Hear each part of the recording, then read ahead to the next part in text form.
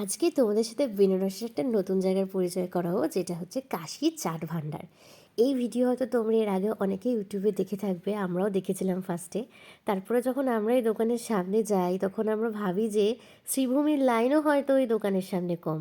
মানে ধারণা করতে পারবে না কি ভিড় আর কি ভিড়। ওখান থেকে আমরা যে চাটটা নিয়েছিলাম সেটা খেতে প্রচণ্ড ভালো ছিল। যাই হোক, কাশি চাট ভান্ডারের এক্সপিরিয়েন্স তো ভালো করলাম। তারপরে চলে গেছিলাম আমরা স্পেশাল বাটি চোখার দোকানে। আর বাটি চোখার দোকানে ঢুকিয়ে দেখে অ্যাম্বিয়েন্সটা এত সুন্দর ছিল, ওপরে লণ্ঠন দিয়ে সাজানো ছিল। আর তারপরে আমাদের সামনে যে মেনু কার্ডটা দেওয়া হয় সেটা কিন্তু একটা কুলোর ওপর ছিল। টোটালটাই হিন্দিতে লেখা ওখানে। তো হিন্দি পড়তে না জানলে একটু প্রবলেম হবে, কিন্তু ওনারা ভীষণ হেল্পফুল। তোমরা যদি জিজ্ঞাসা করো সব একটা একটা করে পড়ে দেবে।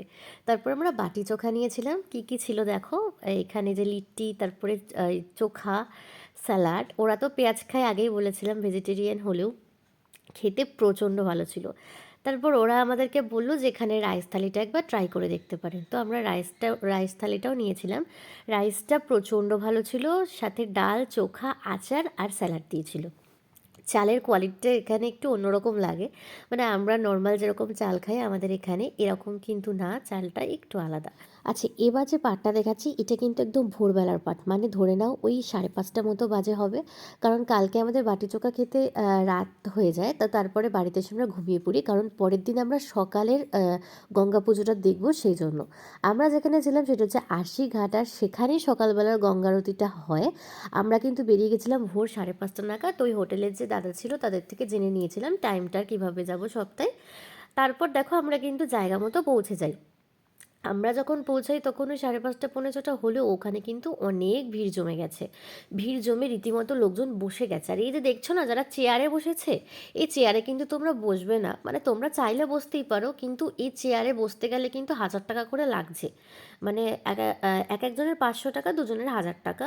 আর এখানে বসে দেখার থেকে আমার মনে হয় সামনের দিকে কার্পেটে ওনারা বসতে দিয়েছিলেন আমাদের পরে, সেটা কিন্তু অনেক বেশি সুন্দরভাবে দেখতে পারবে আর কাছ থেকে দেখতে পারবে। বেকার বেকার টাকা দিয়ে দেখাটা আমার মনে হয় খুব একটা ভালো না, কারণ পরে আবার যখন ভিড় হয়ে যাবে না তখন তোমরা আর কি অসুবিধায় পড়বে যারা চেয়ারে বসবে আর কি। তো এই ছিল সকালবেলার সিন। আমরা তো চলে গেছিলাম, আর তারপরে আস্তে আস্তে গঙ্গা পুজোটা শুরু হলো। যখন গঙ্গা পুজোটা শুরু হবে আমি ওই টাইমে আর কোনো কথা বলবো না, তোমরা শুধুমাত্র পুজোটাকে এনজয় করবে। কীরকম লাগছে ভিডিওগুলো আমাকে কিন্তু অবশ্যই জানাবে। আমি আবার নেক্সট পার্টে কথা বলবো, মানে এই আরতিটা শেষ হোক তারপর কথা বলছি আবার।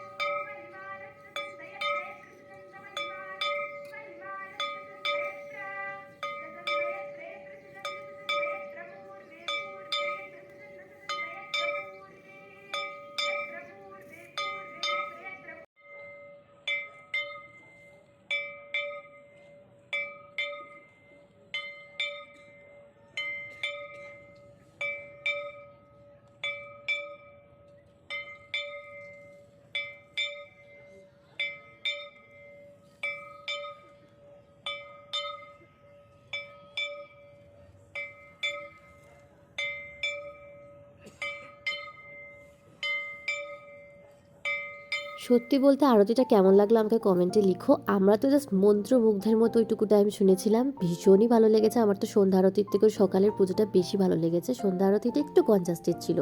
তারপরে দেখো আমরা গঙ্গার পাড় থেকে সানরাইজ দেখে নিলাম, আর এখানে অভিনবর একটা জিনিস দেখলাম, সেটা হচ্ছে যেখানে আর কি এই সকালবেলার আরতিটা দেখলাম, সেই জায়গাটা যখন হয়ে গেল, মানে সবাই যখন আস্তে আস্তে বেরিয়ে গেল, ওখানে কিন্তু যোগা শেখানো হচ্ছিল ফ্রি অফ কস্টে। এই জায়গাটায় মোটিভেটেড হওয়ার একদম মানে প্রপার জায়গা। মানে কিছু কিছু জায়গা থাকে না যে তোমাকেও বেশ কিছুটা দেবে, তুমিও বেশ কিছুটা দেবে, তো এটা সেরকমই একটা জায়গা যেখান থেকে তুমি বেশ কিছুটা নেবে। হ্যাঁ, কিছু ভাইবস কালেক্ট করতে পারবে, যে ভাইবসগুলো আর কি তোমাকে অনেকটা ইনহ্যান্স করবে, তোমার ব্যক্তিত্বকে অনেকটা বাড়িয়ে তুলবে। এটা সেরকমই একটা পরিবেশ ছিল। যাই হোক, আমরা যোগা করিনি, কারণ যোগা করতে গেলে আমাদের পরের সিনগুলো মিস হয়ে যেত। তার জন্য আমরা ওই ওই টাইমের ট্রু এসেন্সটা নিচ্ছিলাম ওই নেচারটা থেকে, যেটা না ভীষণ সুন্দর। আর একদম সকালের দিক তো কুয়াশা তখনও গঙ্গার চারিদিকে ভরে রয়েছে, আশপাশটা ঠিকঠাকভাবে দেখা যাচ্ছে না। আর ওখানে সকাল থেকেই নৌকা বিহার শুরু হয়ে যায়। মানে তোমরা যদি মনে করো চারিদিকটা ঘুরে দেখতে পারো, বাট আমরা ওই টাইমটা দেখিনি, আমরা পরে দেখেছি।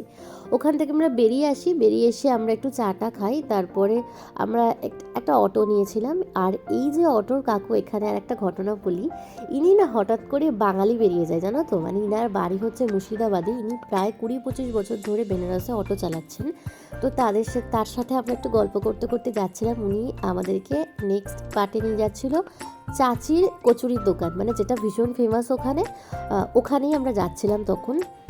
আর এই কাকুর আর একটা ভালো দিক বলি, আমরাও বাঙালি বেরিয়ে যাই বলে আমাদের থেকে ফার্স্ট রাইডিংয়ে কোনো টাকা নেন না। তো উনি আমাদেরকে ওটা ফ্রি অফ কস্টে অটো আর কি চড়িয়েছিলেন। আমি কাকুর নামটা জিজ্ঞাসা করিনি বা কাকুর ছবিটা তুলিনি, তাহলে অবশ্যই আমি তোমাদের সাথে শেয়ার করতাম তাকে একবার। তো তারপরে আমরা এরকমভাবে কথা বলতে বলতে চাচির কচুরির দোকানে চলে যাই, যেখানে অনেক কচুরি আর জিলিপি ভাজা হয় সকালবেলাটা। হ্যাঁ, একটু আনহেলদি, কিন্তু মানে এক্সপ্লোর করার জন্য তো এগুলো খেতেই হবে, যেহেতু বেনারসের এটা স্পেশাল একটা ডিশ। দেখো কত সুন্দরভাবে জিলিপি ভাজা ভাজা হচ্ছে। জিলিপি খেতে তো আমার খুব ভালো লাগে, কিন্তু সকালবেলাটায় আমি সত্যি একটু এড়িয়ে গেছিলাম। আর আমার কচুরি টচুরি এগুলো কিন্তু খুব একটা আমি পার্সোনাল লাইফে প্রেফার করি না, কিন্তু ট্রাই তো করতেই হবে না। তাই জন্য আমরা কিন্তু চলে গেছিলাম। আর ওই জায়গা থেকে দেখো রাস্তার মোড় মাথাটা দেখতে এত ভালো লাগছে, ওই সকালের আলোটা পড়ছে আর ওই সময়টা দেখতে ভীষণ সুন্দর লাগছে। মানে আমি জানি না তোমরা ছবিতে দেখে কতটা বুঝতে পারছো, আমি তো সামনে ছিলাম, খুবই ভালো লাগছিল।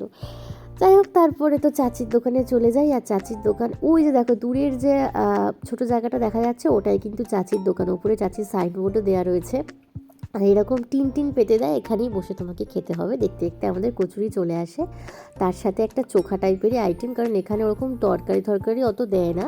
এটার মধ্যে কুবড়ো দেওয়া ছিল, তরকারিটা আমার অতটা ভালো লাগেনি সত্যি কথা বলতে। আর কচুরিগুলো একটু ওভার কুকড, তো একটু বেশি ভাজা বলে একটু শক্ত শক্ত ছিল। খেতে টেস্টটা ভালোই ছিল, ট্রাই করতে পারো। তবে যে ওভার হাইপড যেরকম দেখি চারিদিকে ভিডিওতে, আমার ততটা লাগেনি, বাট ঠিক আছে। কিন্তু সকালের জন্য কি বলতো, এত তেল তো একটুখানি এড়িয়ে যাওয়া ভালো, কিন্তু ট্রাই করতে পারো। তারপরে ওখান থেকে খাওয়া দাওয়া সেরে আমরা চলে গেছিলাম সংকটমোচন মন্দিরে। এই সংকটমোচন মন্দিরটা কিন্তু বহু বহু বছরের পুরনো, দেখেই বুঝতে পারছো এটা কিন্তু একটা হেরিটেজ। তো এখান থেকে আমরা যখন ঢুকে যাই সোজা, এখানে কিন্তু ফোন একদমই অ্যালাউ না, তাই জন্য বাইরের ভিডিওটুকুই আমি করতে পেরেছি, ভেতরেরটা করতে পারিনি। তারপরে আমরা এটা ঘুরে রুমে চলে আসি, এবং এখানে এসে আবার ফ্রেশ হইনি, রেডি হইনি নেক্সট এপিসোডের জন্য আর কি। ওখান থেকে আমরা বেরিয়ে আসি, বেরিয়ে এসে আমরা ভেবেছিলাম আমরা গঙ্গা বিহার করব। তো গঙ্গা বিহার করার আগে আমরা টুকটাক কিছু খেয়ে নিই। এখানে খেয়েছিলাম হচ্ছে একটা ভাজা ইডলির দোকান ছিল, এখানে সাউথ ইন্ডিয়ান ডিশটাই বেশি আর কি তোমরা দেখতে পারবে। তো ভাজা ইডলির দোকান থেকে আমরা ইডলি খাই। আর আমরা যেখানে ছিলাম তার সামনে একটা ইম্পেরিয়াল স্কুল বলে একটা স্কুল ছিল, তো এখানে প্রচুর বাচ্চা টিফিন না আনে না, ওখান থেকে ইডলি খাচ্ছিল আমরা দেখলাম। তারপরে রেডি হয়ে আমরা চলে যাই কিন্তু গঙ্গা বিহারের উদ্দেশ্যে। গঙ্গা বিহারটা ওখানে প্রচুর টিকিট তোমরা পাবে, কোনোটা 500, কোনোটা 600, যত দূর ঘাট ঘোরাবে সেই অনুযায়ী টাকা। কিন্তু আমরা যেহেতু কি বলবো, ওই শেয়ারিংয়ে গেছিলাম, শেয়ারিংয়েও তোমরা গেলে যাওয়ার চেষ্টা করবে, শেয়ারিংয়ে গেলে অনেকটাই টাকাটা কম পড়ে যায়। আমরা 100 টাকা করে ঘুরেছি, মোটামুটি 1.5 ঘন্টা ঘুরিয়েছে, প্রচণ্ড সুন্দর ঘুরেছি, মানে যেটা বলে বোঝাতে পারবো না তোমাদের। আর একটুখানি দরদাম করবে, নয়তো ওই যে যা বলবে সেই কথা অনুযায়ী চললে পরে অনেকটাই এক্সপেন্সিভ হয়ে যাবে সব সব ব্যাপারটাই।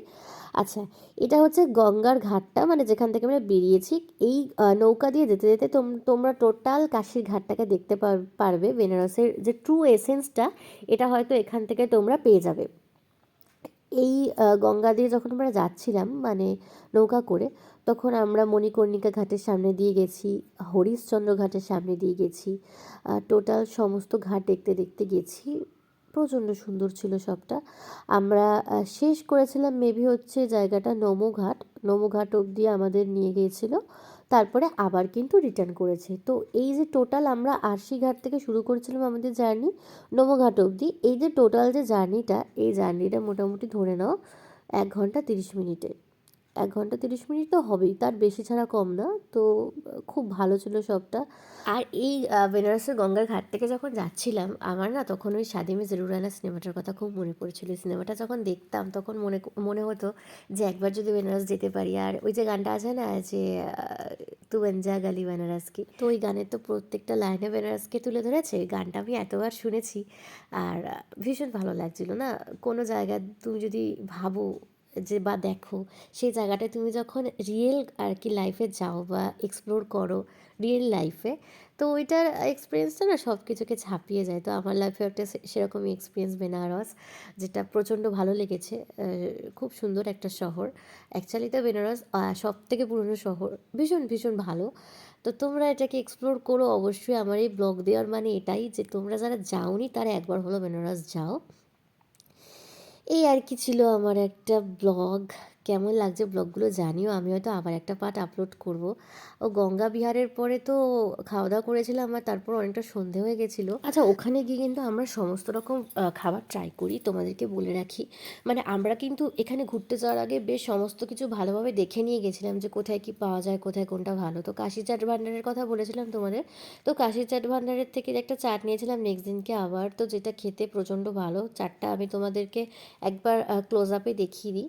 এরকম একটা শালপাতার বাটি করে দেয়, আর ঠিক এরকমই সুন্দর দেখতে মোটামুটি লাগছে। খেতে কিন্তু প্রচণ্ড ভালো লাগে, মানে ধারণা করতে পারবে না। ওখানে গিয়ে আমরা আবার খাই।